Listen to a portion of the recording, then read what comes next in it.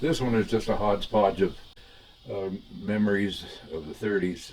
I hope you enjoy them. In 1918, flu broke out in an army barracks in Kansas. Soldiers that were being trained there were shipped to France, and they carried this virus to France, where it spread rapidly. And then the returning soldiers at the end of the war, after November 11th, 1918, when our soldiers were repatriated, brought it back into the country. The pandemic that spread over the whole world killed approximately 50 million people, far more than the war did. And I remember my mother telling me that every other person on a block where they lived in Phillipsburg caught this flu and died. Dad's brother, Albert, returned from the war, and in 1919 he caught the flu and died, and left a wife and two little children, two little girls. My dad is pictured here holding those two little girls on a leave that he... I recall one annual event that always was one I disliked. My bed was an old-time bed with rope springs. In other words, a half-inch manila rope was stretched across the side rails, and that performed the function of box springs, or actually it held the bag of straw that I had to sleep on, kept it up off the floor. But that bag of straw was the issue. After 12 months of sleeping on the mattress that had straw filling, the straw became crushed and broken into practically dust, and so it had to be refilled and refreshed every year, every fall. And after the straw had been put into the barn and dry, Dad would take the mattress and dump out the broken residue and refill it with the stiff new stalks of straw. And even though the cover of the mattress was fairly heavy, denim-like material, sharp edges of that straw would penetrate, and for several weeks it caused considerable discomfort during the early hours of the night. So I always never looked forward to that. I never looked forward to getting a haircut either. Dad always cut my hair, and he had a pair of hand-operated clippers that had an oscillating set of knives at the end of them. And as long as he was careful and not tried to lift the clippers too quickly before the last strand of hair was severed, it was all right. But unfortunately, that didn't happen very frequently. In other words, almost, I would say, half the time, he'd be clipping these, operating this clipper with his hand, and he'd lift up to take another cut just before all the hairs were cut. And that meant me yanking that hair out by the root because it got pinched in the blades. And it was rather sharp little pain there, and oh, I dreaded that. Plus the fact that hair got down my shirt and itched me. And haircuts were not a time of fun there. Dad got his haircut at a neighbor's place. Edgar Rougeux lived by the Minot School by himself. He was a bachelor, and he had an old farmhouse that he lived in, and had a large kitchen, typical of old farmhouses. And of course it had the standard old coal-fired stove. He had a circulation barber chair there that would pump up. It was well worn, to say the least, but it had the facilities for raising and lowering the patient up and down for his convenience. On the wall next to the chair was an Aladdin lamp.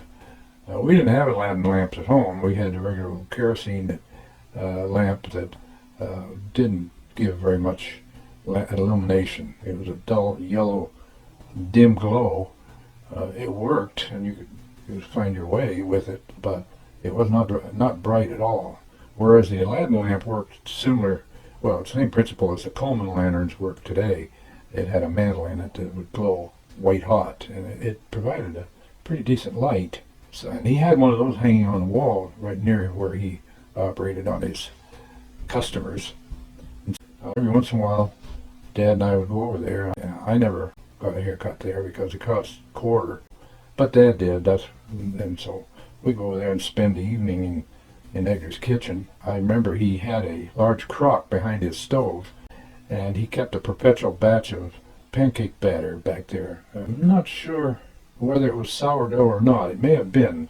I never tasted it, but he kept it where it was warm.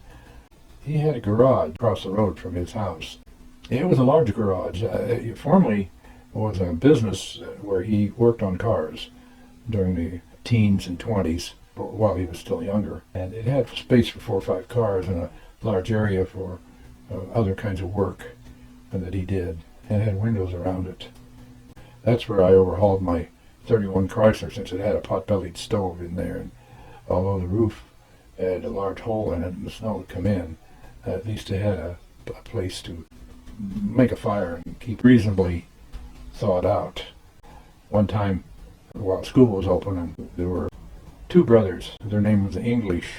They were rather large 8th graders, and they were strong. They were young men. They were far too mature for the rest of the 12 or 15 kids that were going to school there.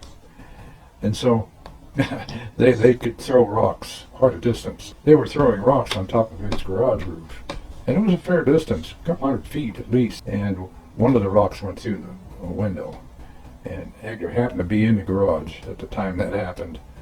And boy, I guess you know, he came out there, and of course everybody knew who it was. He had seen this Jim English throw it. So the next day, this English kid had to come up with 50 cents. And he did. And that was a lot of money back in the 30s.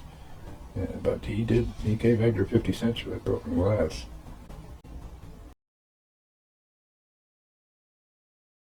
My cousin Alfred, who was our neighbor across the woods, and time during the Depression when he was really in need of help.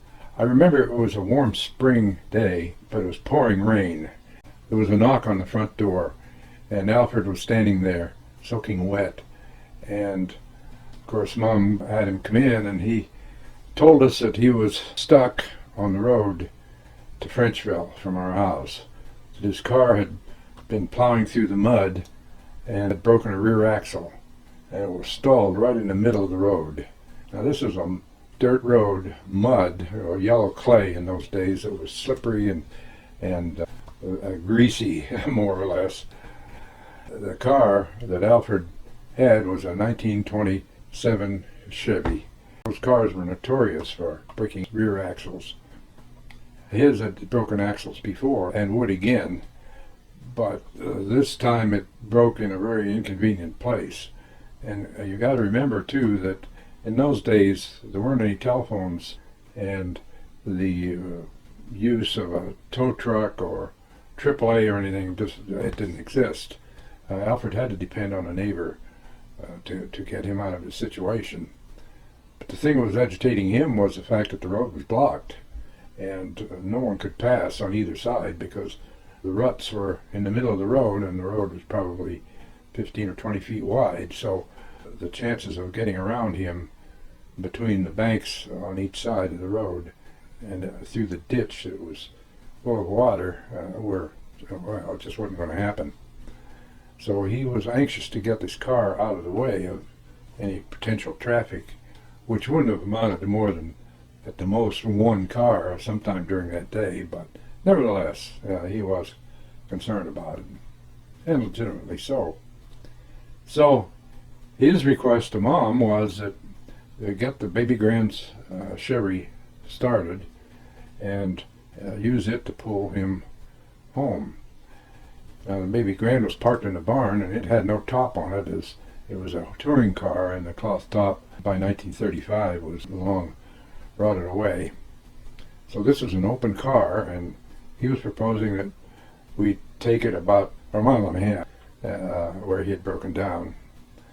Of course, Mom agreed. She had no reason to disapprove of the plan. So he went out to the barn and did what was necessary. I know he had to crank it because the battery certainly wasn't in any shape. But anyway, he got it started, and apparently it had gasoline, because I remember he pulled the car in front of the house there, and we went out and got into it, and he's driving along this muddy road, and we're sitting there. Mom's in the front seat, and Ruth and I are in the back seat, and it's pouring rain, and we're soon soaked to the skin. And we had to go down the Bergy Hill and up on the other side to get to his car. And the Bergy Hill, as I've mentioned before, was a very steep and fairly long hill. So we had no trouble getting to his car. That old Chevy had 32-inch diameter wheels on it, and it cleared the ruts easily. So we got to his car, and of course he had to turn the baby grand around to pull his car.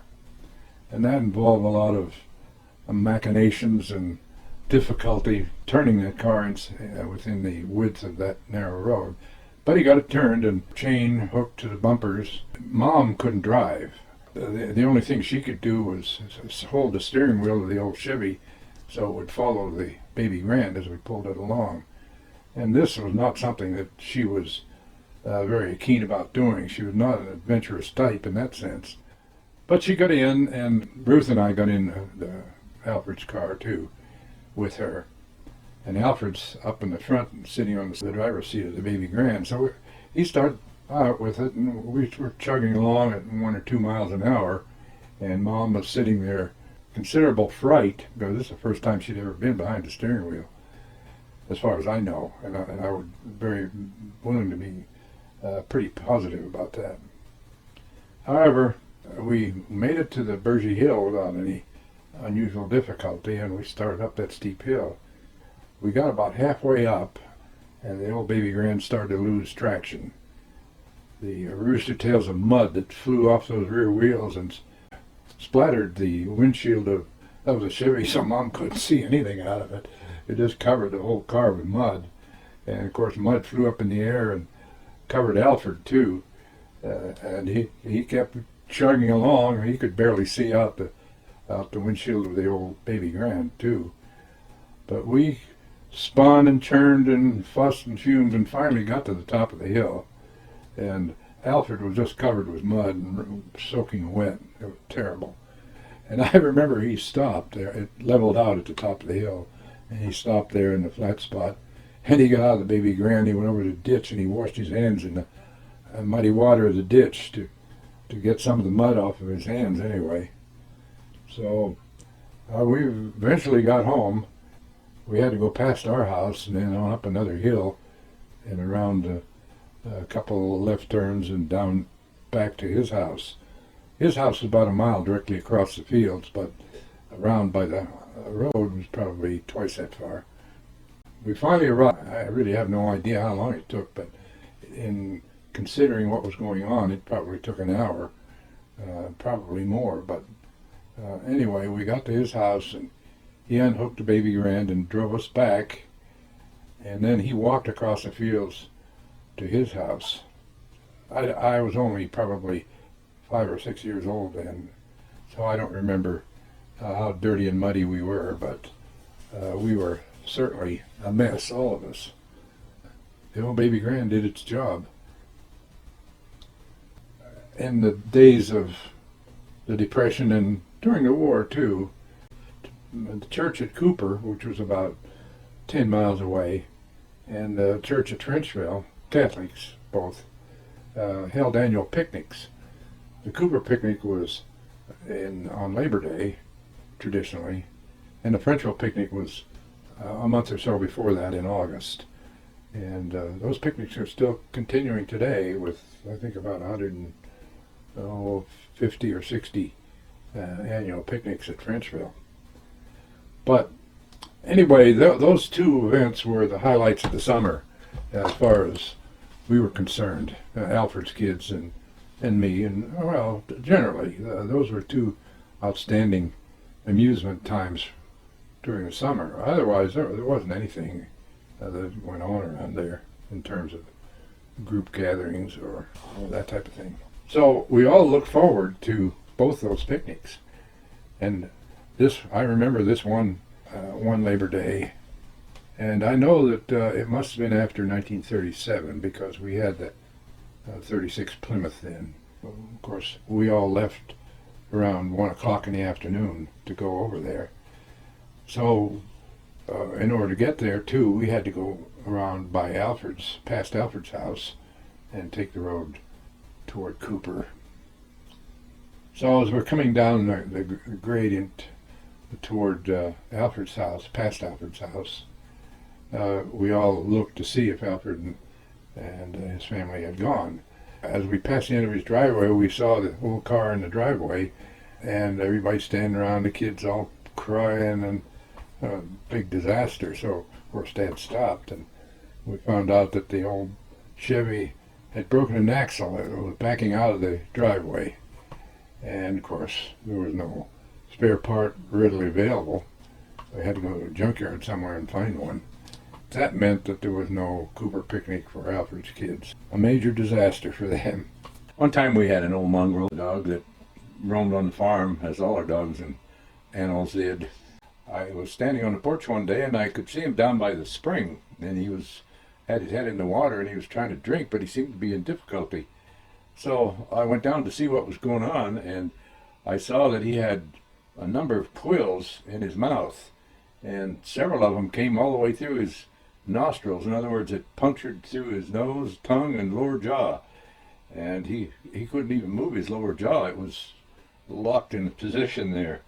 And he was trying to get a drink, but of course his tongue was fixed in there too, so he was really in a mess. And it was either a bullet or permitting me to do some surgery there. So I got a pair of pliers and I got him down on the ground and I sat on him and I held his head and I got a hold of those quills and I physically yanked them out of his head. And boy, I remember he sure did some fancy howling and fussing, but it didn't take long to do, and he survived it very well after a day or so of moping around with his sore tongue and nose.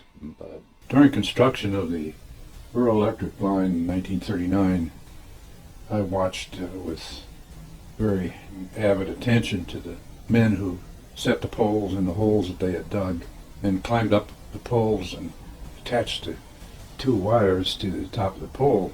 I was intrigued with the climbing mechanism they had. They strapped a sharp point to the instep of their sole of the shoe, and it came up partly up the leg and had some other straps and so forth. But anyway, they could put a leg on each side of that pole and just climb that pole like quicker than a monkey could.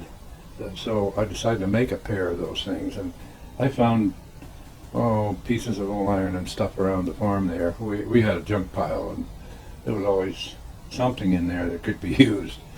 But anyway, I found the necessary old pieces of iron. I didn't have any machines or anything to do anything with other than a hacksaw. I made climbers, and I filed a point on the spur that was necessary to jam into the pole to climb.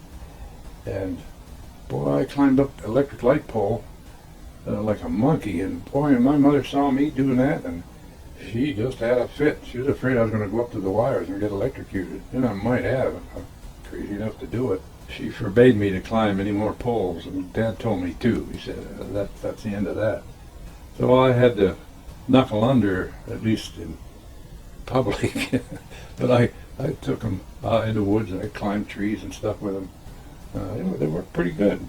I was really proud of those things, and I wanted to show them off, so I went over to Alfred's house, and I wanted to show my cousins how I could climb. And so I went over there, and boy, I'll tell you, I was the envy of the crowd there. They all had to try them, but there was a little technique to it, and I had already mastered that, and so they couldn't use them like I did. But I'll never forget the the evil pride I had in being able to show those boys off. And they were all older than me, except the one that was quite a bit younger, Sheridan. So I had a little fun there. I did do something pretty stupid one time. I had a piece of cow chain, and I don't know what I was thinking about, but I kept throwing it up in the air. The wiring on the power line, one wire was on top of the other, and they were separated by 4 feet. So when I threw that chain up in the air, and it draped over the lower line, and it wouldn't come down. And so Dad had to call the REA, and they sent a truck down, and they removed it. But I didn't make very many points on that one.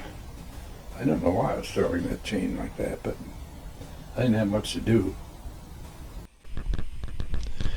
This song was really popular during the Depression, and I remember it well. So I'm going to copy it and include it in this video. I'm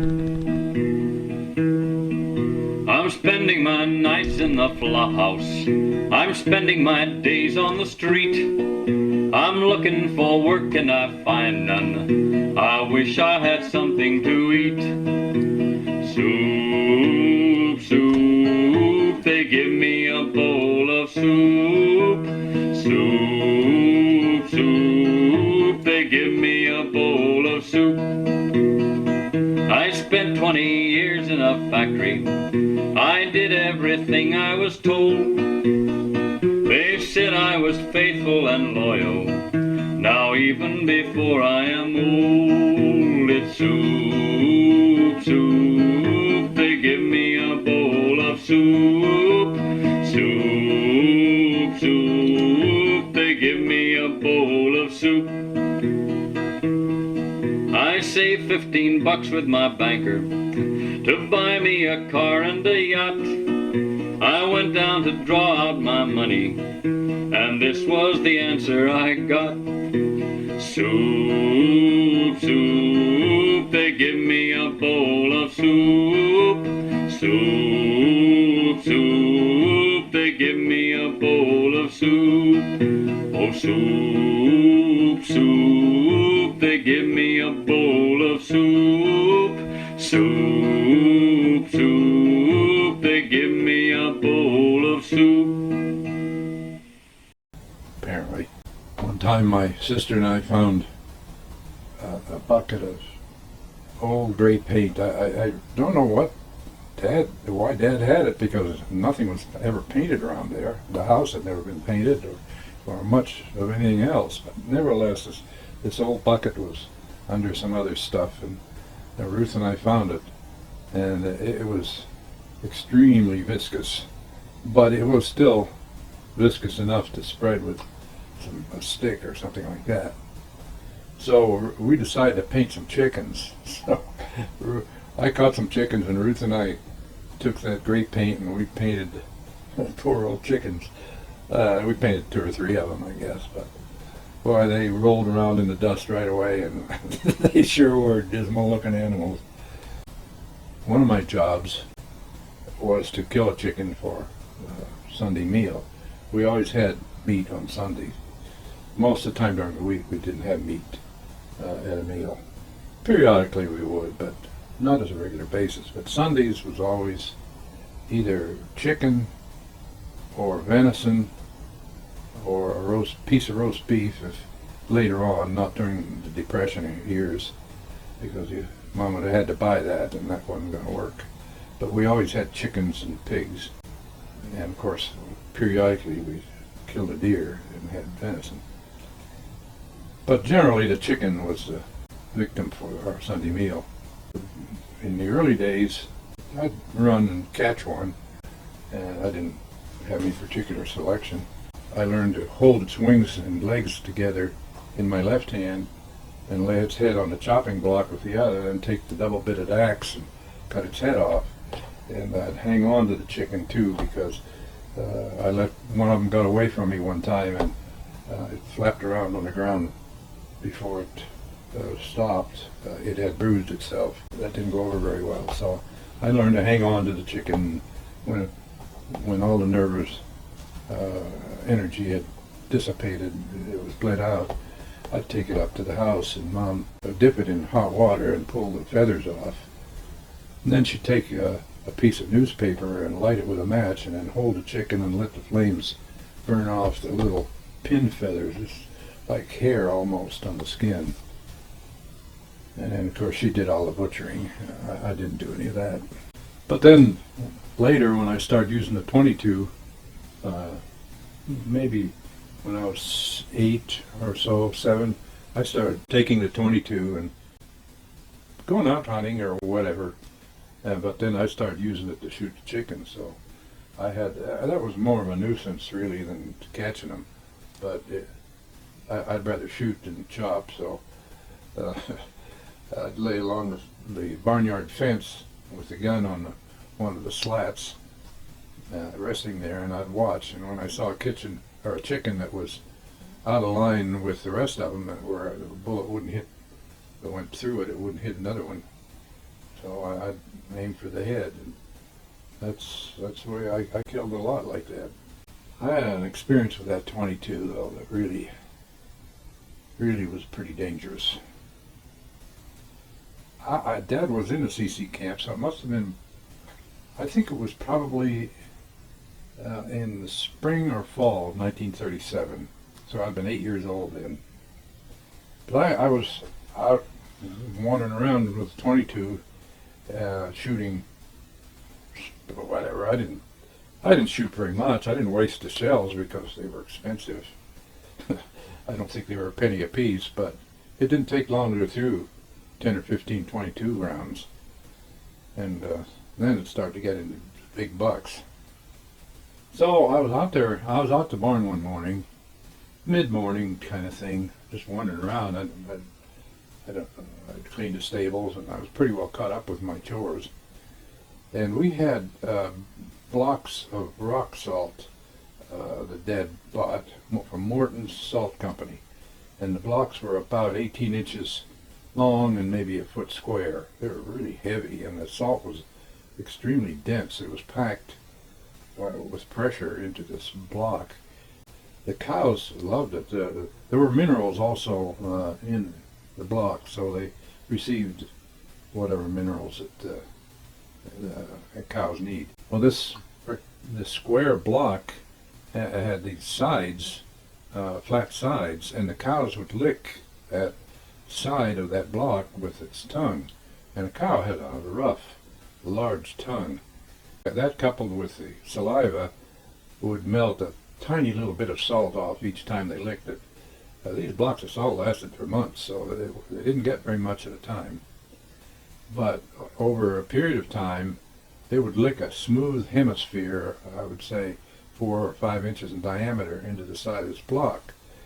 So the block was pockmarked with these very smooth circular depressions.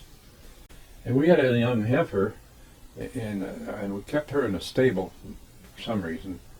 And I decided that she probably should have a piece of that salt. So I thought, well, I'll just take my 22 and just shoot off the corner of it and take it over there. So I held the 22 down on my hip, and I was only 3 or 4 feet, 5 feet maybe from the block, so I didn't need to aim.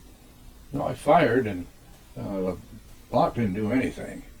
But it was cold, and I had knitted woolen gloves on.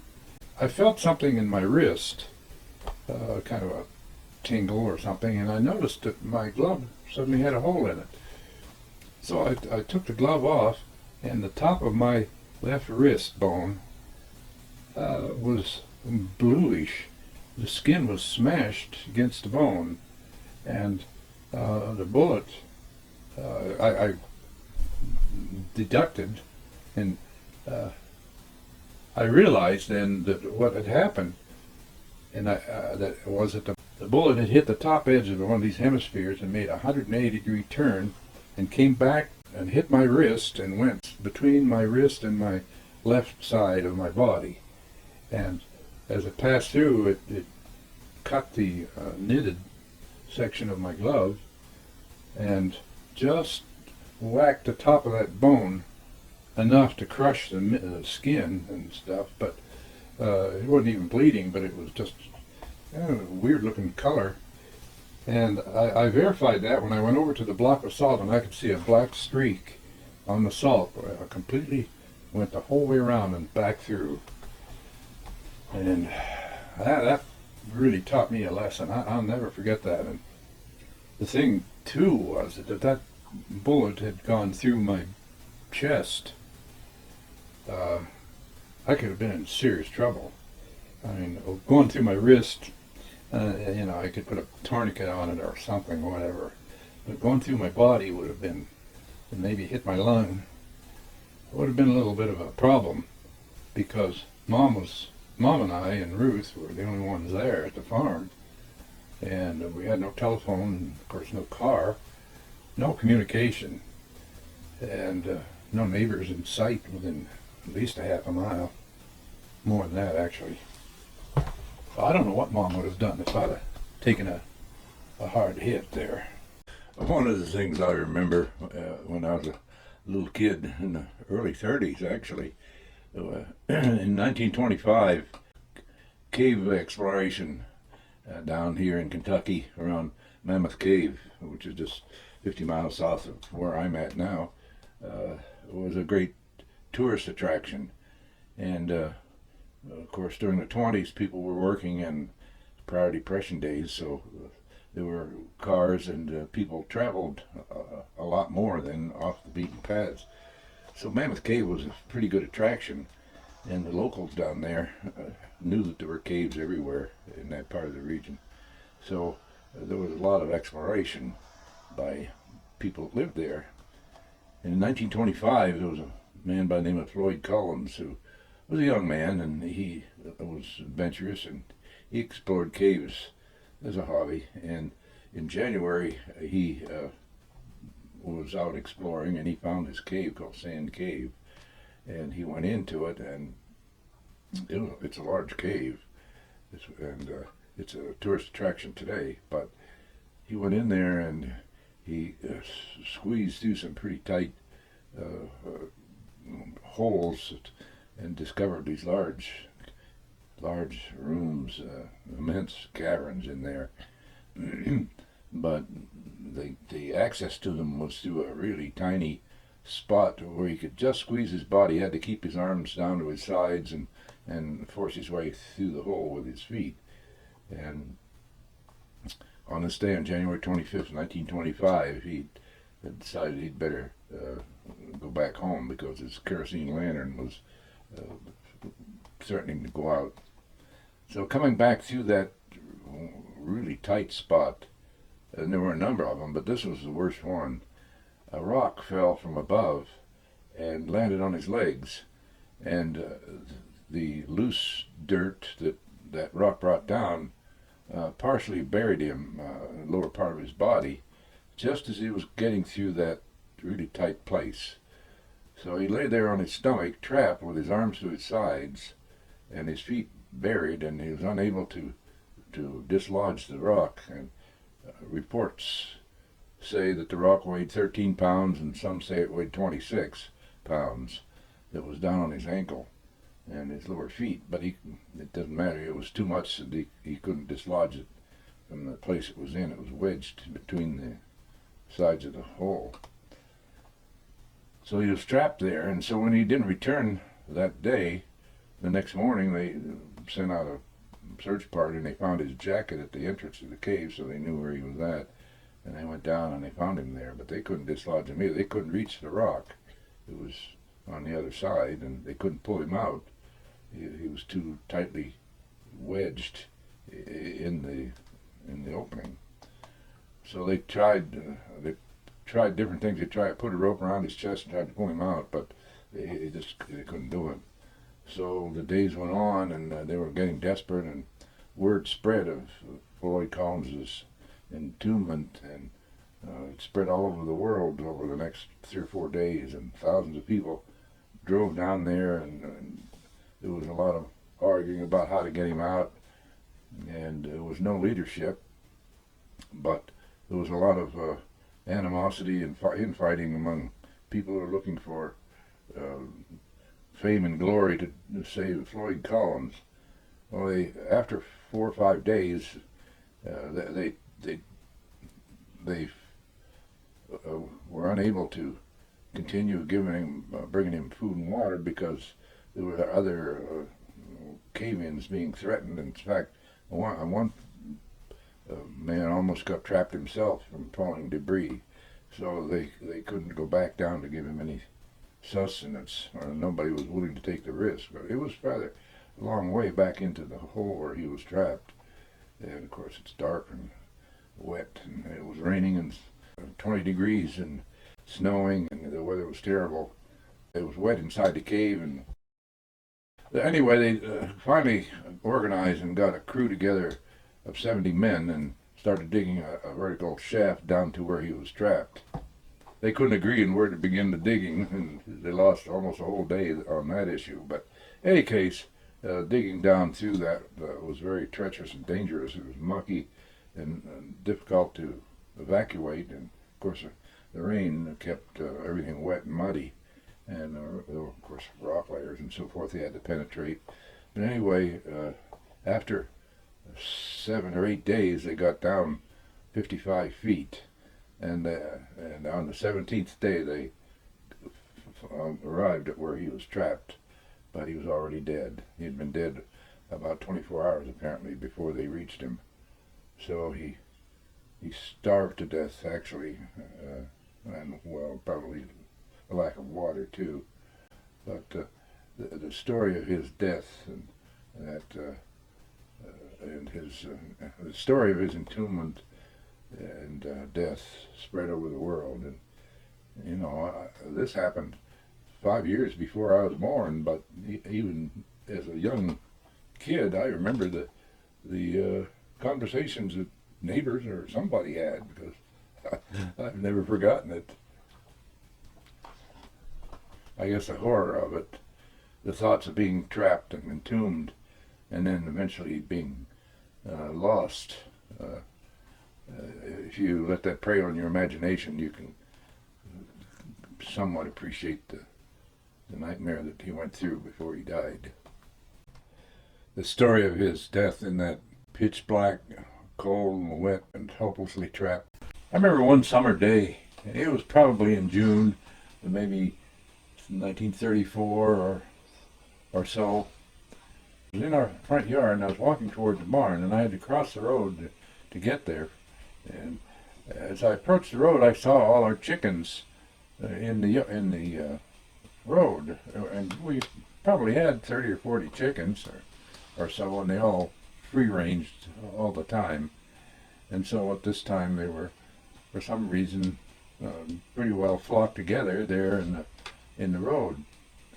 And at the same time I could hear some cars coming, and I knew they were coming fast just by the sound of the engines. They were roaring and making a lot of noise as they come up over the brow of the hill to the south toward Washies. And then of course they topped over the hill and came roaring down our side of the hill.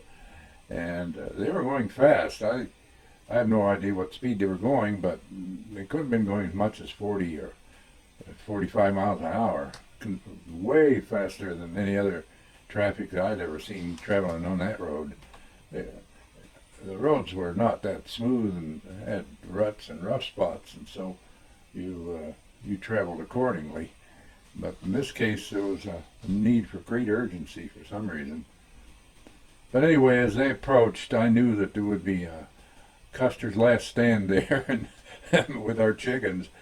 Well, they didn't slow down. They just went zooming through, and of course the chickens heard the noise of the engines coming, and they began to clear the path. But there were a few stragglers that were doomed, and when the cars came through, the bodies flew in numerous directions. But the cars never stopped. They just kept roaring on toward their destination. And I saw the bride sitting in the front seat of the front passenger seat of the lead car, and I knew who it was. She was getting married to Hillary Billet, and she was a Minyo, one of Dad's cousins, and a second cousin of mine. So the next day, somebody came over from the Minyo family and gave Dad $1 or $2 for the corpses that were created that day. Of course, we salvaged the chickens. I mean, the ones that got killed or injured, they immediately met their dissecting procedure by Mom. So it was kind of pretty funny, actually. And it had a walnut steering wheel, which I have mounted in my in a shadow box in the other room, and it had a dial wind clock and a self-starter. So it was a very modern and upper end car, and I don't know how he ever got it. Probably got it second-handed from someone, because the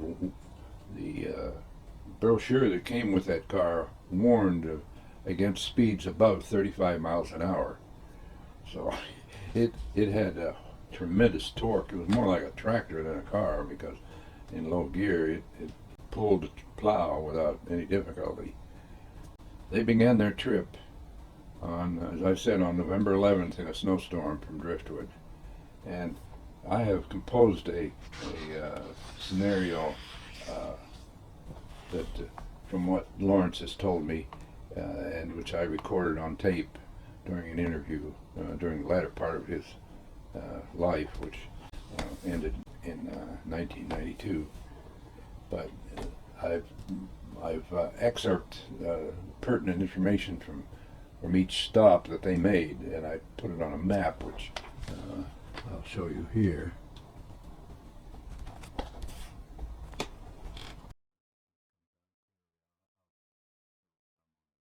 Or I'll show this on the video also.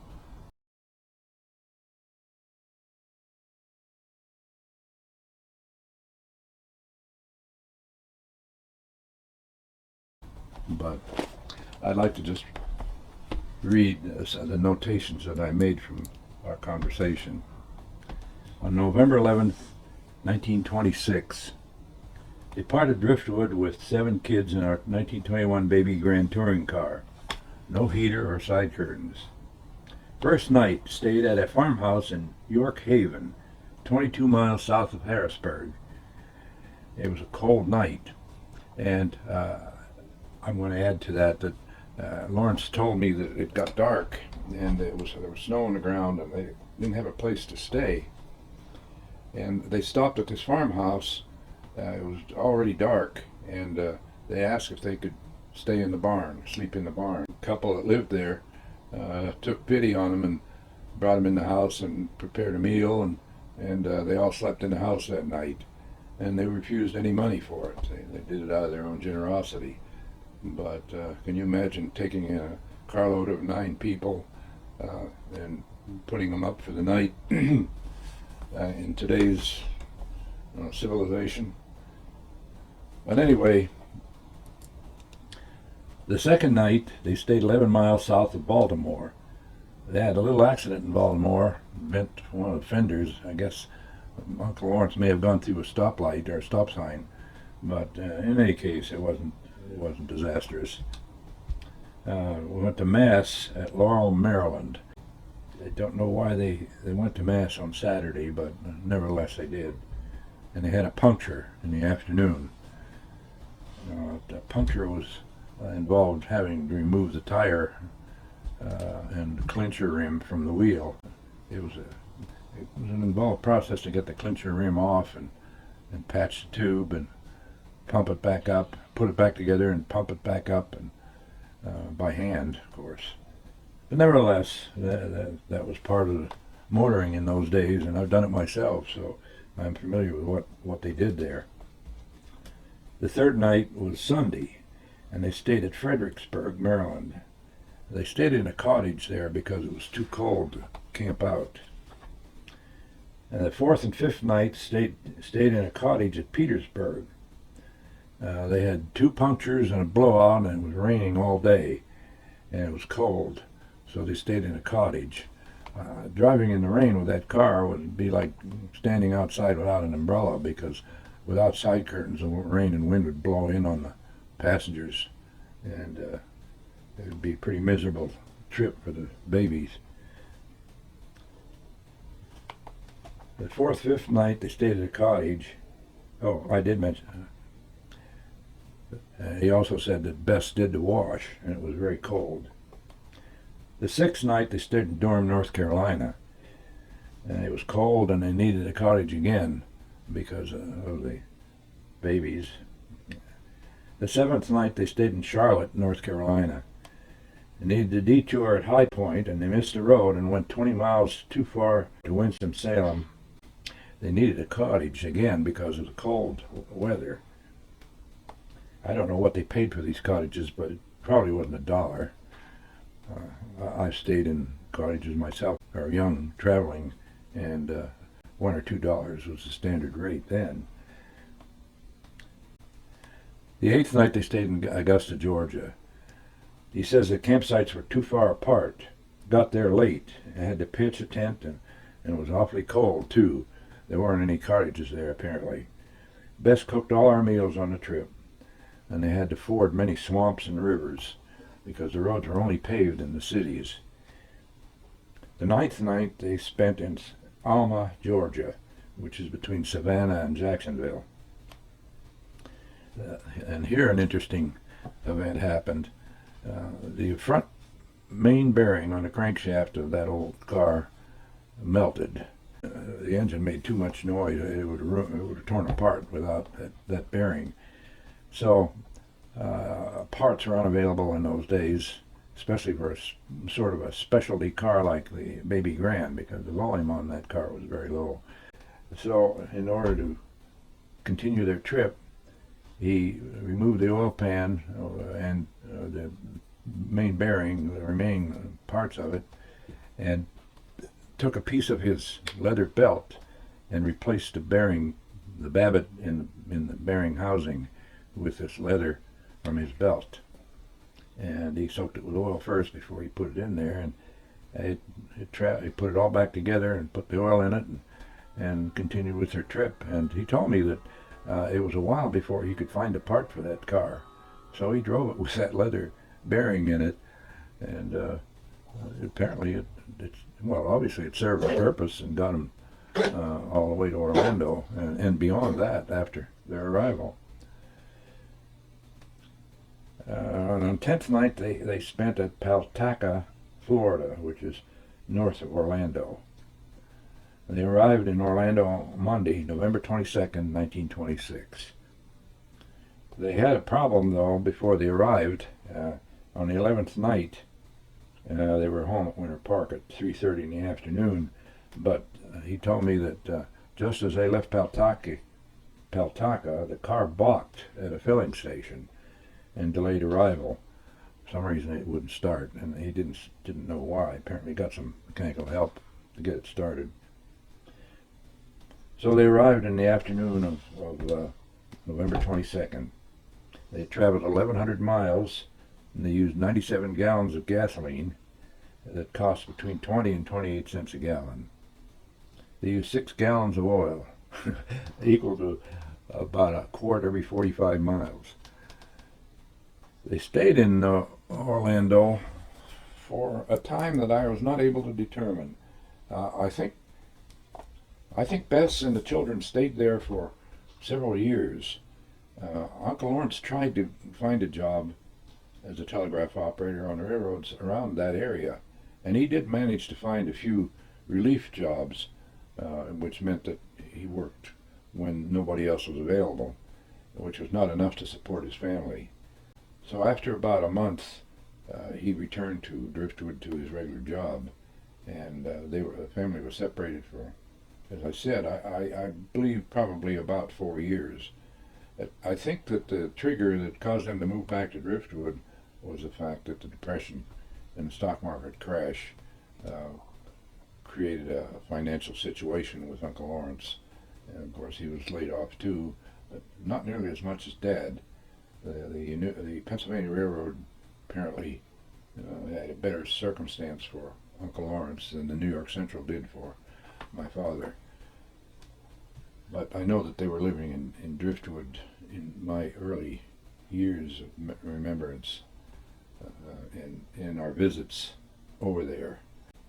Lawrence maintained ownership of that property all during the Depression, and I don't think they made very many visits, but it's possible they did. But after the war, when economy settled down and everything, the whole family moved down there and abandoned Driftwood, abandoned the mansion and all the cold weather and so forth. And that's where they finished their lives.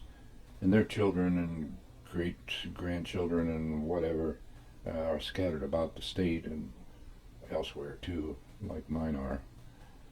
So that's the tale of Uncle Lawrence and the Baby Grand in Orlando. My dad became interested in moving to Florida too, but he couldn't find a job either. But while he was there, he did look at property at Daytona and actually put a down payment on a piece of property. And I have the receipt here, copy of it.